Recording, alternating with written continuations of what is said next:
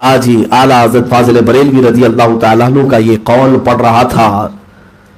کسی نے سوال کیا آپ سے سورہ ملک کے بارے میں، تبارک کے بارے میں، تو آپ نے کیا نفیس جواب ارشاد فرمایا. اے میرے عزیزو، اس کو پڑھ لو یا مجھ سے سن لو، تمہارا تسلی سے سینہ چوڑا ہو جائے گا. فرماتے ہیں کہ جو بندہ اپنی زندگی میں سورہ ملک کی تلاوت کرتا تھا، تبارک جس کو آپ تبارک کہتے ہیں، 29ویں پارے کی شروعات سب سے پہلی سورہ، یا اس کے گھر والے اس کے لیے تلاوت کرتے ہیں.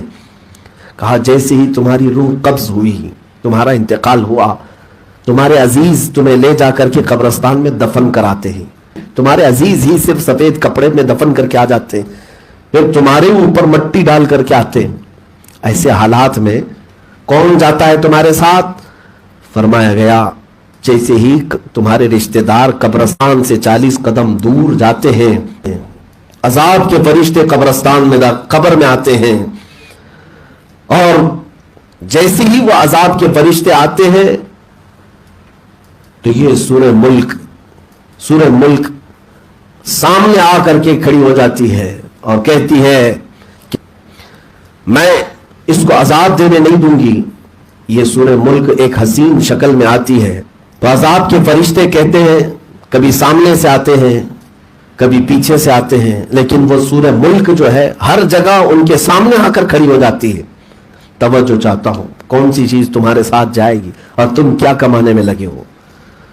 سورہ ملک کو اتنی طاقت دی جاتی ہے، حدیث پاک میں ہے، قبر میں آ کر کے فرشتوں سے جھگڑا کرتی رہتی ہے، عذاب کے فرشتوں سے، کہ نہ میں عذاب دینے نہیں دوں گی.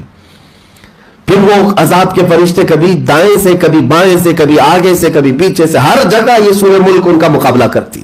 اخیر میں وہ عذاب کے فرشتے کہتے ہیں اے سورہ ملک، ہم خود سے نہیں آئے، اللہ کے حکم سے آئے ہیں، اللہ نے ہمیں بھیجا ہے، ہم اس کو عذاب دیں گے، اس کے گناہ ہیں، اس کی سیئات ہیں. اب سورہ ملک کہتی ہے توجہ، اچھا تم اللہ کے حکم سے آئے ہو، تھوڑی دیر انتظار کرو، میں خود اللہ سے بات کر کے آتی ہوں، میں اللہ سے بات کر کے آتی ہوں. یہ سورہ ملک جاتی ہے اللہ رب العزت کی بارگاہ میں اور عرض کرتی ہے کہ مولا، کیا تو اس بندے پر عذاب کے فرشتے بھیجا جو مجھے ہمیشہ تلاوت کیا کرتا تھا، جس کے گھر میں میری تلاوت ہوتی تھی؟ کیا تو اس بندے پر عذاب کے فرشتے بھیجا؟ رب تعالیٰ فرماتا ہے کہ ہاں، اس کے کچھ گناہ تھے، اس کے کچھ سیئات تھے، اتنی سزا اسے دی جائے گی.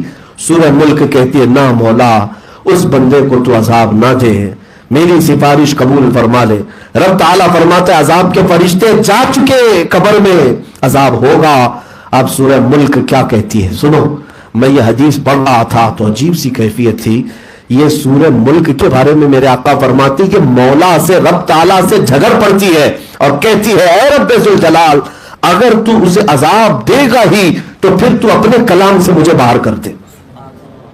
اللہ اکبر، اپنے کلام سے مجھے نکال دے، میں تیرا کلام ہوں یا نہیں.